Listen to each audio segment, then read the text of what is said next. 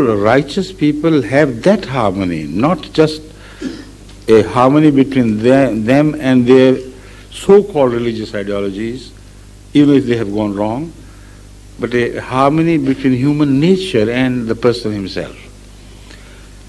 When you come to this aspect, then you begin to understand the meaning of religions which are based on a search for the inner truth, like Buddhism, like Taoism, like many others, who invite your attention to start a journey within yourself until you reach the fountainhead of truth. According to the Holy Quran, every human child is born with that goodness in him. And whatever one's religion, if he for a time being discards the so-called teaching of the religion and refers only to his own inner nature, he can most certainly reach the truth. So it is the harmony between that natural truth and the awareness of a person which guides his steps in life, which is essential for us to achieve world peace. That is the second part. Secondly, how will that harmony be expressed in relation to your own people, your nation, your country, and the relationship between you and others, and your country and other countries? It is there sometimes that even people who have reached this internal harmony between goodness and themselves act wrongly for the sake of achieving a harmony between them and their nations. There are many good people in America as well, in England, everywhere. But when it comes to dealing with other nations, they will always act according to the conscience of the country, political conscience of the country, not according to their own conscience, which is unchangeable. So apparently good people would act against the interest of the world as such. And it is this state of affairs which I find extremely difficult to tackle with. Every nation has the concept of its own loyalties, inward-looking loyalties. An extremely good Englishman or English lady could be good to every human around, would be perhaps mindful of their responsibilities more than that. Such a person may be sacrificial in his attitude to the society.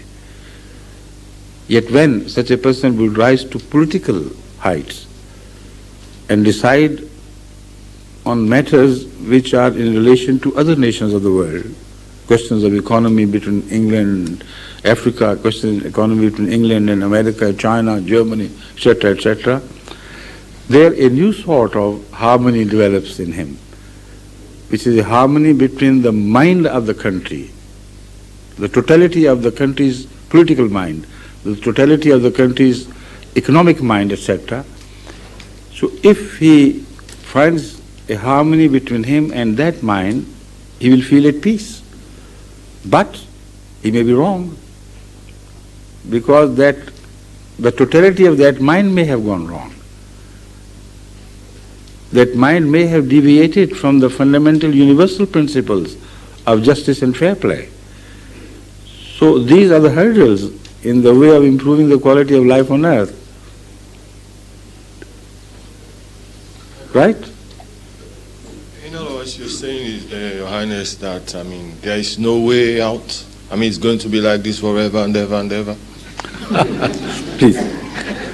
It all depends on man himself. Now, I have briefly referred to these issues here,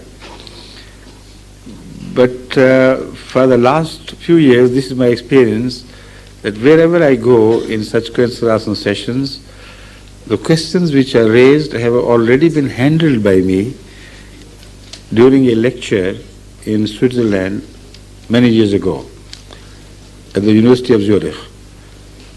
Now, they were further the answers were further polished and rounded off, and a few more important things were added. And including everything, I'm writing a book, which I have in fact written, but I'm polishing it off now, so that that book would cover all such questions of universal interest. My experience is that so far I have not found a single question which lies outside the domain of the subjects I have already covered.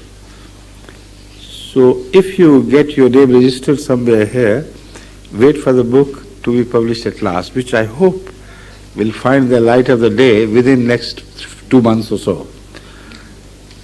In that book you will find this particular question discussed in detail, in reference to the global relationship between countries and countries, races and races, etc., and the possibility of any hope for man in visible future.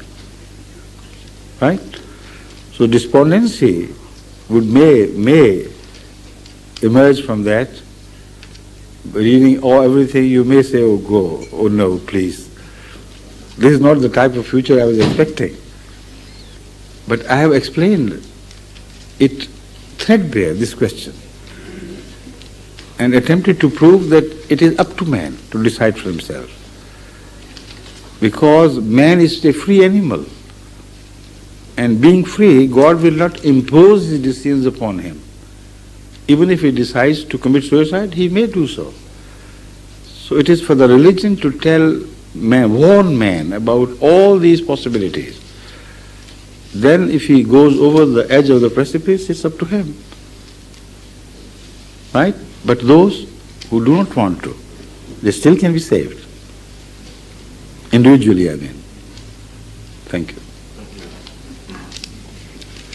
Hazur, Alhamdulillah, by Allah's grace, we have 104 guests Mashallah. attending the session Very good. today. I have And every guest has a question, you mean? yes, there are many questions. Is that the warning? Yes, there are many questions. Please. Hazur, there is a question from ladies' side. Yes. Was the Jewish religion for a particular race? One. Number two question, why women cannot pray during menses period?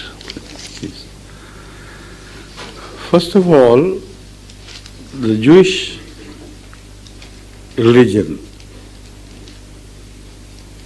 is not different from any other religion in that aspect. All religions in the past had two aspects to them.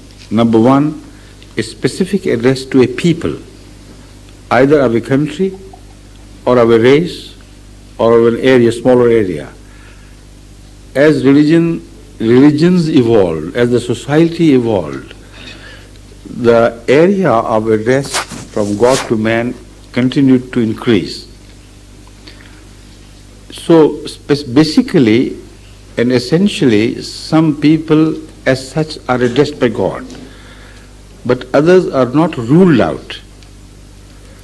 So it is wrong to say that the Jewish teaching or the teaching of the Torah was entirely for the people of Israel to the exclusion of all others is wrong according to the Quran. The Holy Quran speaks of Pharaoh's wife having believed in Moses and the problems which were created because of that. The Holy Quran speaks of a person of Pharaoh's family, other than the wife, having accepted Moses, and throughout he was hiding his faith, but he belonged to the faith of Moses. While it were not the Pharaoh's people who were addressed, it were the children of Israel who were addressed. Similarly, when the addresses are made to some chiefs or some major denomination of an area, those who belong to lower, smaller denominations are also automatically addressed.